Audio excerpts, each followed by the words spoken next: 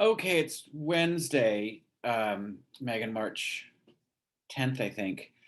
Um, a much more subdued Megan today than yesterday. Whatever the pills you were on yesterday must have worn off. Um, uh, when again, we're still talking about the fallout from Harry and Meghan's interview with Oprah because the Queen released a statement which was very vague and oh, we did not know that to the extent of their unhappiness, and we will look into the varying degrees of understanding from a conversation. What it they are a very important part of the family. Okay, great. Um, and Sunny and Joy answered the question uh, very nicely. Um, the statement really wasn't up to snuff, I would say, in their opinion. And you, in the middle of the whole thing, you don't answer the question about the statement. You start your answer by saying you've come to understand the Queen because you started watching The Crown. That's a piece of fiction, Megan. It's not a documentary. So if that's where your analysis is coming from between watching The Crown and you've got a couple of friends who live in London that you've now mentioned twice, I can see why you wander off on these topics. Um, Today you gave a big long, word salad about the Commonwealth, and not like it. I've talked to you before about maybe using less words, and this was a salad that was like for the table to share. Um, Again, taking a wait and see attitude about whether or not the monarchy is really viable, uh, you know, further into the 21st century and beyond. Um, so at least you corrected yourself and talked about countries in the Commonwealth who are predominantly people of color having a head of state who and a family that does not represent them racially or ethnically. So at least you got that right from the other day. Cleaned that one up. But so you didn't really answer that question. Then we moved on to Piers Morgan. It was just a blowhard fucking piece of shit. And he walked off his show and then he says he quit. We don't know whether or not he got fired or quit. And, you, of course, take the tack about, you don't like censorship, you don't like canceling. And you, Meghan McCain, co-host of The View, as someone who says controversial things, don't want to be canceled. Is what you say controversial?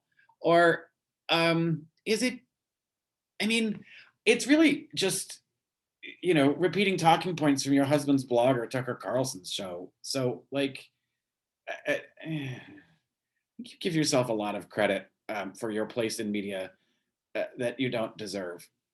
Um, and so, yeah, again, you contributed more to that word salad about cancel culture and freedom of speech, and people should be able to say whatever they want. Even though you the other day said the things that you identified with being made fun of and being lied about in the press, you identified with Meghan Markle for that because of your experience, because it's the same.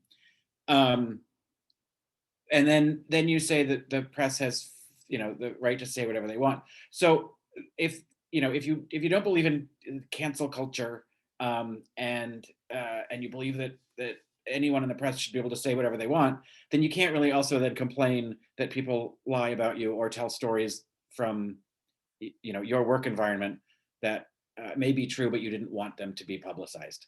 I can't quite figure out where you land on this topic, because you've in the same week talked out of both sides of your mouth about it. So maybe this is part of the nuance you're always talking about.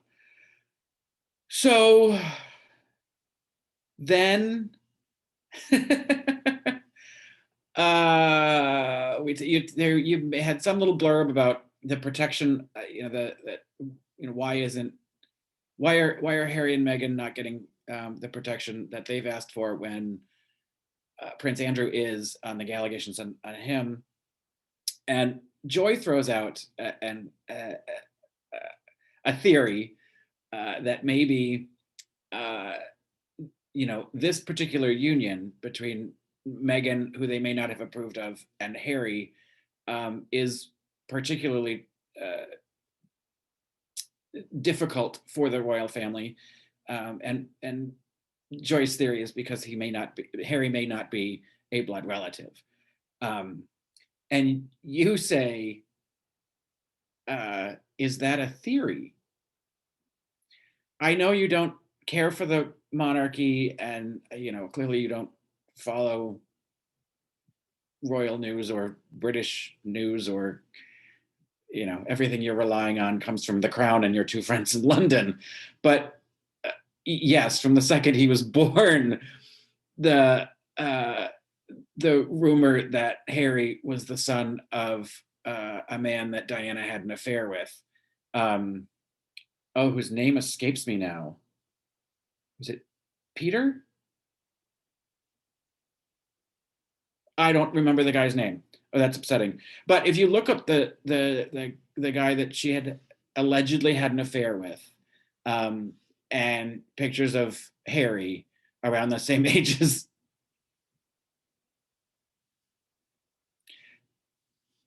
it might be more than just a theory. But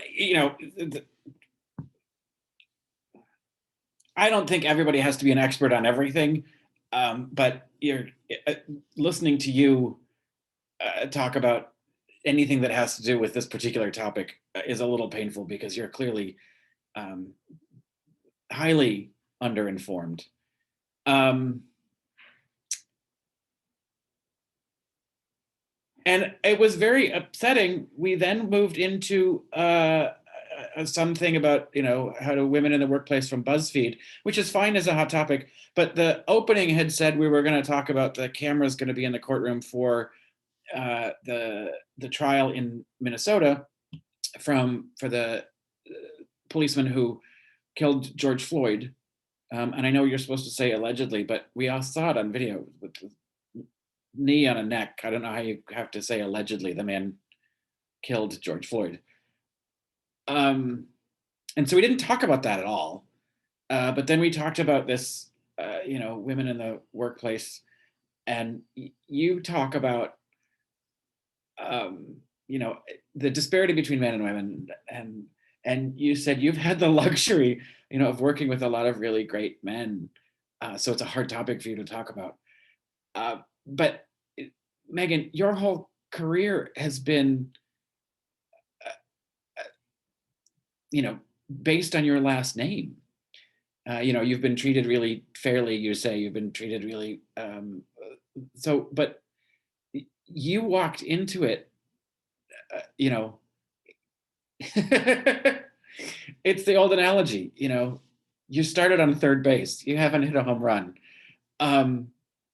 And so instead of maybe taking this one about, your personal experience, maybe it would have been a good idea to provide some sort of advice or what you think is a good idea. But to just sit there and say, oh, well, I've had it easy, just sort of sums up your entire career, don't you think?